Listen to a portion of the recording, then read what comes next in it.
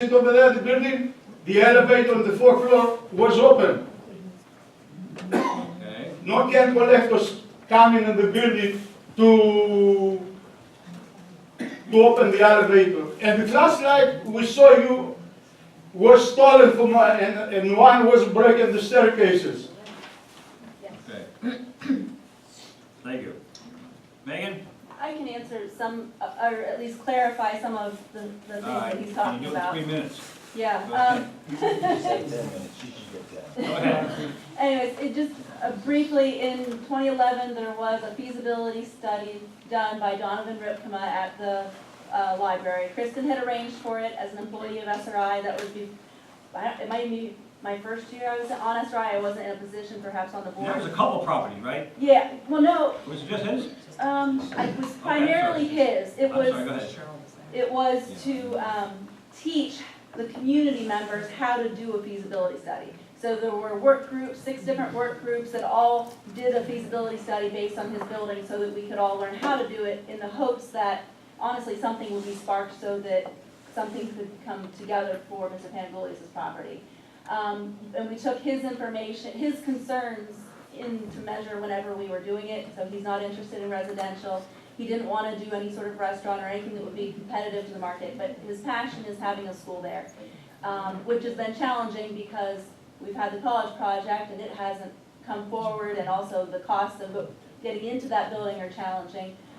Over the years, I've been working with the college project, and honestly, anybody else who is interested, I know Mr. Pangolius has concerns about my motives, but my motives have always been to try and help him do what he wants to do with his property. No. I would ask him if it You liar. was for sale because we have a database of properties in the downtown, and we need to know what the square footages are, what people, what owners are willing to allow it to be used for. So that was really the purpose. He did, I don't know about the other problems with this building, although I know he's had problems with a couple contractors.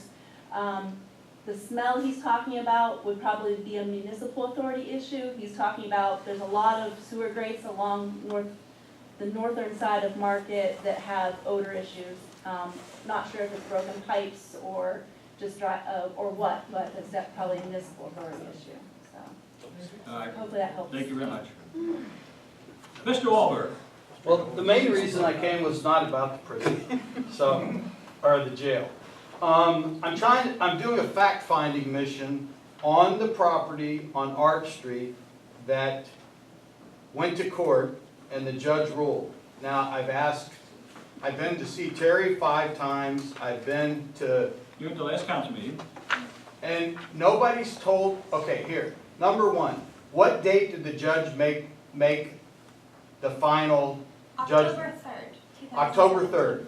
And then if you're going to appeal it, all I heard today was it's past the appeal date. So obviously council hasn't had a meeting, although you told me they did have a meeting. No, I never said that. I said that they I was in your decided- office today, they decided- and you said that David Persing said you weren't going to pursue it. That's a quote from you today, less than 8 hours ago. I'm A mentally... meeting. No, we're not going to pursue a meeting. No. At the last meeting, I said I met with the chair. Nobody's shooting me straight on anything, okay? So I just want 3 simple questions. Has the council addressed this issue since the ruling in any way? No. Okay, so why would you let a ruling against the city on a main ordinance lapse beyond the appeal time if you're hiring counsel for the city to look out for our position? Because the fee was $8,000 to $15,000, and we decided. I had Oh, now you decided. A minute No, ago no, you I didn't have decided, the not meeting. council. There was no meeting. Well, who decided? The planning commission and myself. Oh, so, Just me asking so you guys the if there's any ordinances for the consent. city are now decided when it goes against your own ordinance. See? If I can help here just a little bit to clarify. It's a lot of baloney. Every week I've gone there trying to Hands up figure front. it Let her out. answer. Okay. So Judge Jones, and just to give you the sequence of events, August 24, 2016, there was a zoning hearing board that denied the application for Arch Street based on rental permits due to congestion of parking for an amount of units proposed. November 14, 2016, there was an appeal hearing that was held before council members Kramer, Reichner, Henry, and Eister. November 22nd, 2016, a written decision was given by council denying the appeal. December 22nd, 2016, there was an appeal filed with the Northumberland County Court of Common Pleas. August 22nd, 2017, there was an appeal hearing before Judge Jones in Northumberland County Court of Common Pleas. The information was provided regarding the sale of the property, including the advertisements. You asked me that earlier today. I didn't That my clarify wife found, not Okay. the Right. city And attorney. in fact, she was cross-examined on them at Right. that hearing. Okay, but So go Judge ahead. Jones reviewed all of the evidence, including testimony regarding the property, the parking, from both the city side and from the property owners in that general area. That was the date residential. of the hearing you just gave, right? That was August 22nd, 2017. Right. October 3rd, 2017, Judge Jones entered an order to overrule and reverse the zoning hearing board and city council's decisions.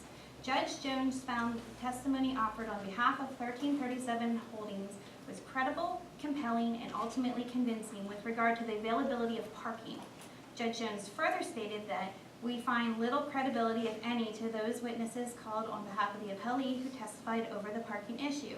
We suspect parking is not the primary issue that concerns them, but will not engage in speculation as to their true reasons for opposing the variance. The foregoing quotes are findings of fact. And findings of fact would not be considered by an appellate court. So even if you appealed that, the appellate court would go back and look at that finding of fact, meaning that the parking issue is a finding of fact. The Judge Jones ruling that there is enough parking at that property would rule.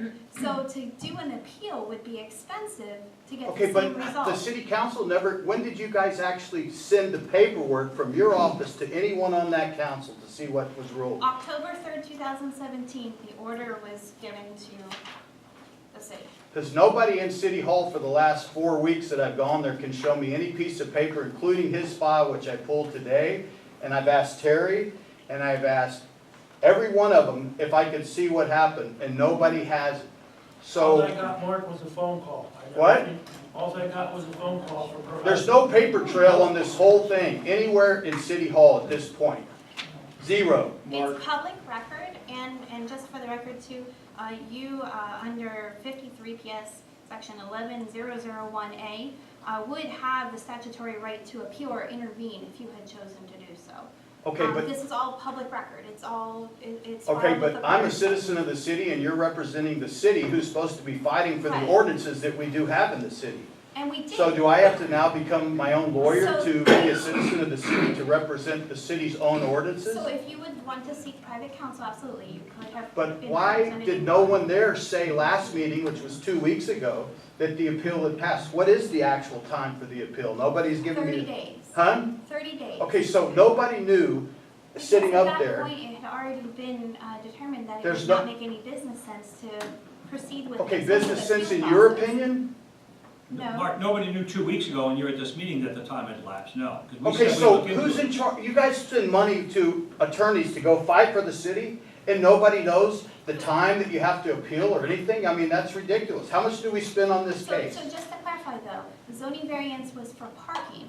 Judge Jones determined after hearing all the testimony and the evidence, all the exhibits that were provided, and there were quite a few people who testified at that hearing, and determined that there was adequate parking. It's a finding of fact. How many people testified, because my wife was there, he was there, Mhm. and to be honest with you, everyone in the neighborhood who it affects, Absolutely, and they all all were testified, there. Judge Jones heard their testimony. no, they didn't hear it because the thing went on for 3.5 hours. And there's a transcript that he would have reviewed, the evidence that was But the provided. people couldn't wait all including day. what your wife provided as research. It was all presented to Judge Jones. But To make anyway, that finding of I find fact. it unusual that nobody on council knew that it took 30 days for an appeal, and 2 weeks ago, after the 30 days, no one even knew about it. So if the city's pursuing lawsuits and fighting on the part of the city, you would assume that the people in charge would at least know the dates to file or to counter, and no one There does. was a discussion, my husband had a phone conversation with every single person at this table about whether or not to appeal this and what the business I talked to him decision- today, and he said he had heard nothing about it. Mark, my name's Jim, Jim. and I know your name. Okay, Jim said to me he I heard was nothing up- about it. Can I finish? Yeah? I was in error, I did get a phone call, okay?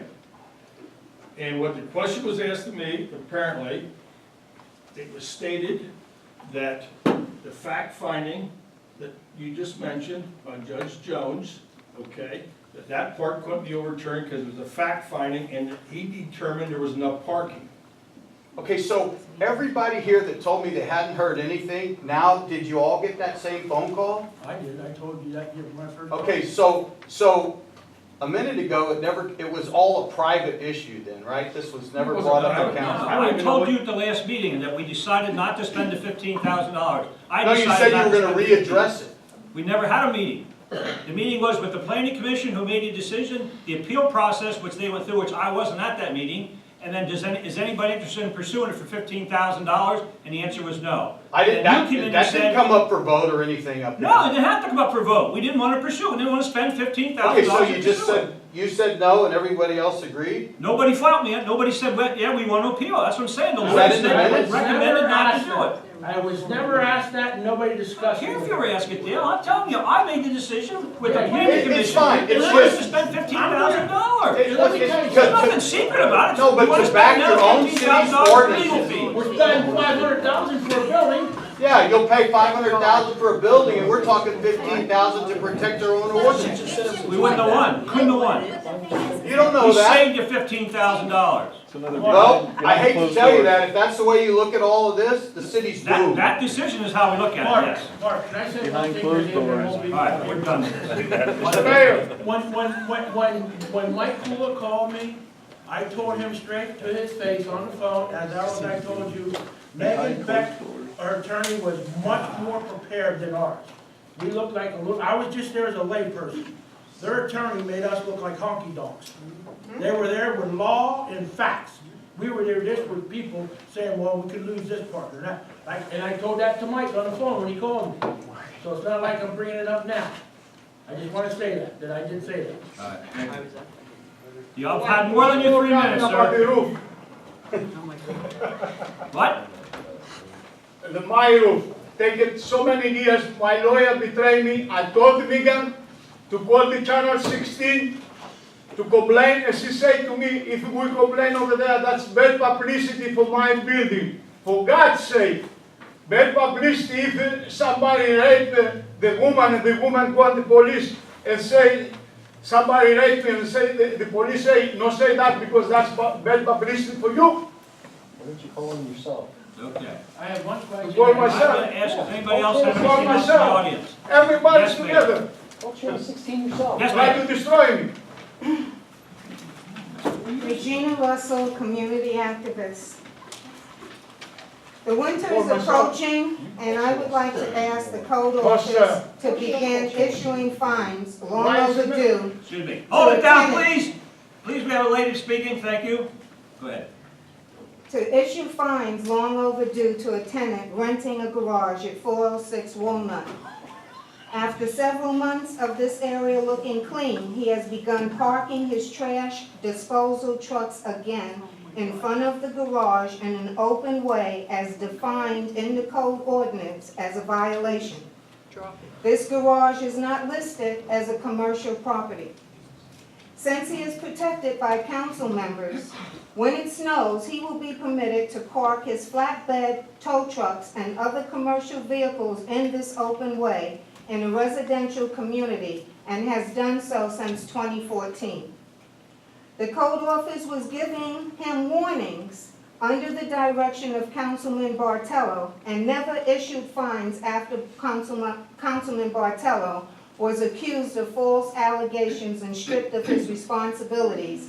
And ever since, this tenant has been able to do whatever he deems, to include repairs. And the code office is very well aware of that. As a taxpayer, homeowner, and landlord invested in the city, I am asking you, Councilman Whitener, to be the man you represent yourself to be and direct your code officers to either tell him to stop or issue the fines as you would someone else who is not associated with a sitting councilman and his business partner. I will be more than happy to start a Facebook page and YouTube video to tell the story of my being accused of filing false reports, threatened to be arrested, and when I asked for investigative reports, they just conveniently disappeared and were lost during the moving of the department. Pictures will be uploaded to show preferential treatment and the abuse of authority by our elected officials. I can only say that pictures will speak, and they're worth 1,000 words. Thank you. Thank you. Anybody else? I want to say something. Yes, please. 30 days ago, my husband was diagnosed with cancer, and he's very ill. I sit at these meetings all the time, and I hear everybody, and tonight is one of the worst meetings I've ever heard, ever, sitting here in all these years. You know something, life is too short, and people bitch all the time at these meetings. It's time to stop, and it's time for everybody to work and get along. Everybody's after Megan, everybody's after everybody. It's wrong. They still do good things for this city, and people need to realize that and quit complaining. This woman's on Jim every single meeting for 2 years, and now she's back again. It's ridiculous. It needs to stop. People do things wrong. They're not doing things She's not right. talking about me. I'm just saying. We all know you're sucking Well, up well, to them because well, you had a problem Hey. with them. You had a problem with them when your son ran for mayor, and your life hasn't been the same ever since. I don't care. It was my son. It didn't have anything to do with And me. we all have the freedom to speak, that's why we're We're here. done. We pay our taxes. But thank you very And my much. taxes And I pay just want each and everybody every one to of their know salaries, and I have the right to This speak. Saturday, the small late night shopping, December 7th, Thursday night. Next Thursday night is late night shopping. December 7th. Are they having a horse story? We're having carriage rides, we're having. Carriage rides around the park. But please, everybody enjoy the How does that holidays. start? Starts at 5 5 o'clock. o'clock. Everybody enjoy the holidays and hopefully have a good holiday season. Thank you.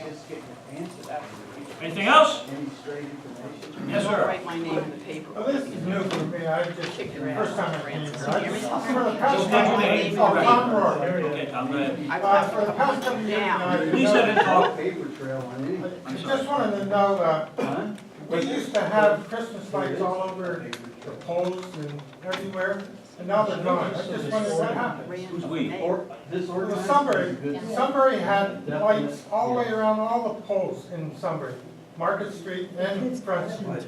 Now we just got little teeny Garland and lights at the top, candy right. canes on the Front Street. You can't Well, see them at night. They cost thousands and thousands of dollars. We're down to about 5 people to put those all up. If we wouldn't have Christmas help us, we wouldn't even have Christmas decorations up. So that's a good core group, but again, it's like 5 people that do it, plus the city workers and the prisoners that get it up. But we try to, and every once in a while, we look at the budget, you'll see a couple dollars thrown in there to buy new stuff to keep adding, because they wear out, the lights wear out, everything's LED, but I think the city looks pretty good, especially when you can't park. I agree, in the old days, you had a lot more, but then we didn't have all those on Front Street, 25 years ago, like we do now. So it's very expensive to keep up, but maybe your budget. We drive around a lot, and you see a lot of little towns. You don't see the on Front Street, you can't see it.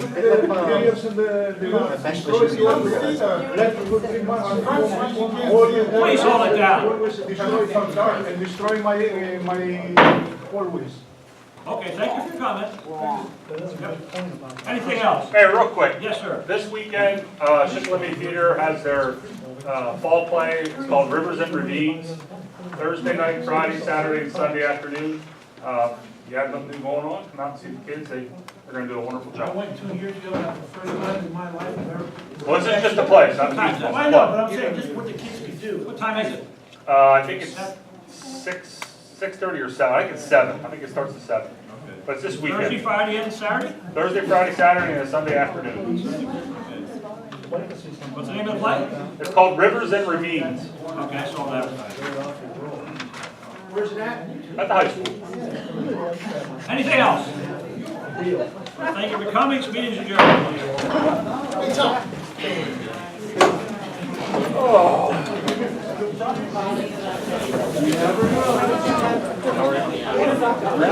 got the snowblower all ready to go. Well, if I get that snow.